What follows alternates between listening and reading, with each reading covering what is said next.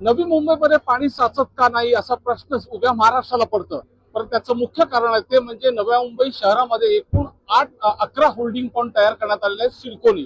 आणि हे शहराची निर्मिती करत असताना होल्डिंग पॉइंट तयार केले होते. आपण बघू शकता की होल्डिंग पॉइंटची रचना कशा पद्धतीने आहे. ज्यावेळी भरती असेल त्याच टायमाला मुसळधार पाऊस जर पडला तर त्या पावसाचं पाणी सगळ्या या होल्डिंग पॉइंट मध्ये जमा केलं जातं. आणि जेव्हा ओहोटी होते त्या ओहोटीच्या वेळी या होल्डिंग पॉइंट मधला सगळा पाणी जो आहे तो समुद्रात किंवा खाडीमध्ये सोडला जातो. आणि याचमुळे शहरामध्ये पाणी साचत नाही. हे होल्डिंग पॉइंटच शहराचे कवच कुंडला असल्याचं बोललं जातं. आणि याच होल्डिंग पॉइंट मधला जो गाळ होता तो गाळ काढण्याचं काम आता सुरू आहे. जे पावसाळी मोठे नाले आहेत ते देखील साफ करण्याचं काम युद्ध पातळीवरती सुरू आहे. आणि या सगळ्याची पाहणी करण्यासाठी नवी मुंबईचे महापौर सुजाता पाटील आणि उपमहापौर त्याच्यावर आरोग्य सभापती आणि महापालिका आयुक्त या सगळ्यांनी आज दौरे केलेले आहेत. आपण महापौरांशी बोलणार आहोत. मॅडम काय सांगाल, ज्या पद्धतीने युद्ध पातळीवरती काम या शहरात सुरू आहे आता सगळ्या नाल्यांचं तुम्ही पाहणी केलं, कुठपर्यंत हे सगळे कामाची पूर्तता झालेली आहे? नक्कीच मागच्या महासभेमध्ये जेव्हा नाल्यांवर चर्चा झाली, संपूर्ण दिवसभरात सभागृहात बहुतांश सदस्यांनी याच्यावर विषय मांडले. आणि जरी बोललं जातं की नवी मुंबईत पाणी कुठे साचत नाही, पण काही ठिकाणी जिथं खऱ्या अर्थाने पाणी प्रत्येक वर्षी सेक्टर्समध्ये वगैरे भरलं जातं, तर प्रत्येक सदस्यांनी पोटतिडकीने भावना मांडल्या. आणि तेव्हाच सभागृहातच आम्ही असं सांगितलेलं की 10 मेला आपण एक पाहणी दौरा करणार आहोत की कशा पद्धतीने. तत्पूर्वी म्हणजे जे सभागृहाचं आदेशित करणं काम आहे आणि आयुक्तांच्या माध्यमातून इम्प्लिमेंट केलं जातं काम, तर आयुक्त साहेबांनी तत्पूर्वीच एक दौरा घेतला की कशा पद्धतीने काम सुरू आहे. आणि त्याच्यानंतर एक रिपोर्ट सादर करण्यात आलं, ज्याच्यामध्ये प्रत्येक ठिकाणचं नाल्याचं काम जे आहे ते 55 ते 60% पूर्णत्वास आलेलं होतं. काही ठिकाणी 80% पण पूर्णत्वास आलेला आहे असं नोंद करण्यात आलेली. आणि त्याच्यानंतर 15 तारखेचे अल्टिमेटम देण्यात आलं की तोपर्यंत बहुतांश काम म्हणजे जवळजवळ 100% काम पूर्ण करण्यात येईल अशा पद्धतीने सांगण्यात आलेलं. मग त्याच्यानंतर आता पावसाळा ऐन तोंडावर आहे आणि खऱ्या अर्थाने ही आवश्यकता आहे की एक प्रथम नागरिक म्हणून शहरामध्ये जे जे नाले आहेत किंवा होर्डिंग पॉइंट्स ज्याला आपण खरंच कवच कुंडल आता तुम्ही म्हटलं ज्या पद्धतीने शहराचं आहे, हे मॅनमेड होल्डिंग पॉइंट्स आहेत ज्याच्यामुळे शहरामध्ये पाणी शिरत नाही आणि आपलं शहर सुरक्षित राहतं. तर अशामध्ये आता गाळ साचलेला आहे. बऱ्याच वेळा काही कोर्टाच्या ऑर्डर्स बोला किंवा वन खात्याच्या ऑर्डर्स त्याच्यामुळे ते काम आपल्याला करता आलं नाही. पण आता आदरणीय वनमंत्री नवी मुंबईचे शिल्पकार गणेशजी नाईक साहेब यांच्या प्रयत्नाने आपल्याला काही परमिशन मिळालेल्या आहेत.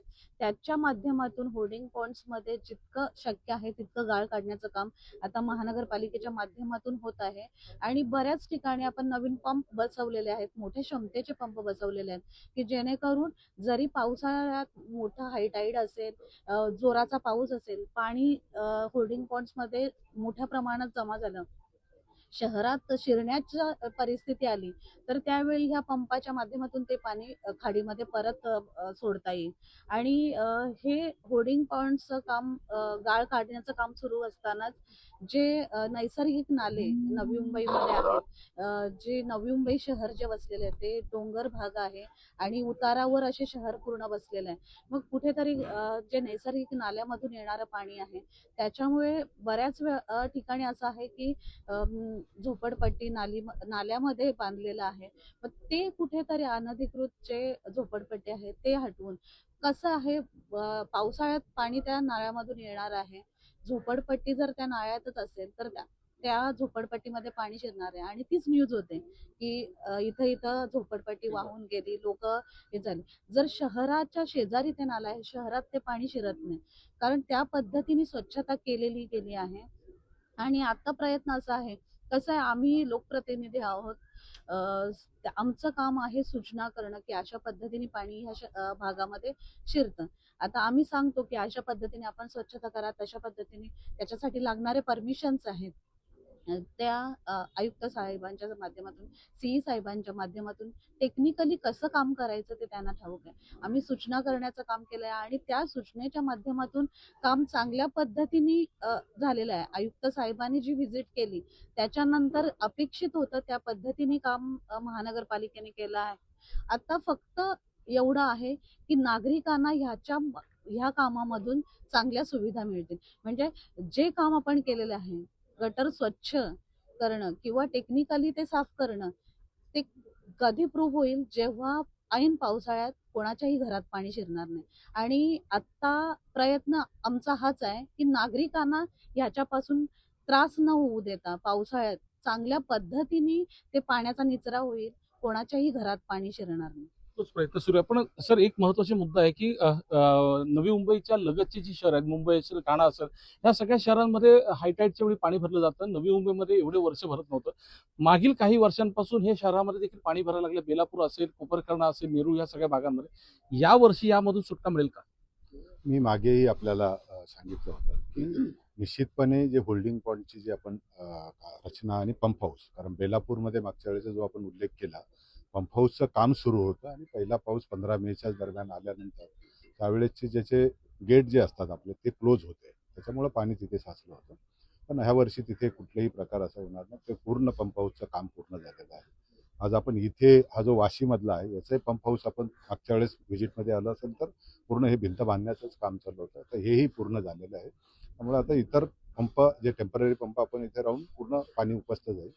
कोपरखैरण्याचा जो भाग आहे, आपण जसं म्हटलं तर पूर्ण जो नाल्याचा जो खालचा खोलगट भाग होता तोही आता पूर्ण आता क्लिअर झाला. आणि त्याशिवाय आपण जे टेम्पररी पंप आपल्याला जे लावा लागतात तो आहे.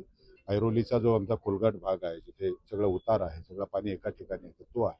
आणि दिघाचा एक भाग आहे. ही जी पाणी जमा होणारी जी ठिकाणं आहे, तिथे ह्या सगळ्या व्यवस्था आता केलेल्या आहेत. आणखीन एक बाब आपल्याला लक्षात असेल की महापेमध्ये बऱ्याच वेळा महापेच्या अंडरपासपर्यंत पाणी मागच्या वेळेस PBR वर आलं होतं. त्यावेळेस सुद्धा आता मी टाटा इंजिनिअरिंगचे आहे, MIDCचे लोक आहेत आणि आपली गॅसचे आहेत, ह्या तिन्ही यंत्रणांची आपण मीटिंग घेतल्या आणि जिथे एक गॅस पाईपलाईन जात होती, ती गॅस पाईपलाईननी आपली नाली अडवलेली होती, ती शिफ्ट करण्याचं काम केलं. टाटाचा जो काही पॉवरचा त्यांचा प्रोजेक्टचं काम चालू होतं, तिथे सुद्धा नाला, पूर्वी पाणी तिथे पूर्ण साचून राहायचं, ते आता भिंत बांधल्यामुळे ते पाणी रस्त्यावर आलं होतं. त्याच्याही नाल्याशी कनेक्शन झालेलं आहे. आणि बुलेट ट्रेनचं जे काम चालू होतं त्याने एक बांध बांधलेला होता, तोही काढलेला आहे. त्यामुळे तिथं सुद्धा पाण्याचा यावेळेस येणार नाही. आम्ही अपेक्षा करतो की यावर्षी कुठेही नागरिकांना याच्यामधून त्रास होणार नाही. निश्चित आहे की होल्डिंग पॉईंट जे जुने आपले आहेत आणि त्याच्यामध्ये गाळ साचण्याचं प्रमाण खूप मागच्या 20 वर्षामध्ये वेगळ्या वेगळ्या कारणामुळे आपल्याला ते करता आलेलं नाही.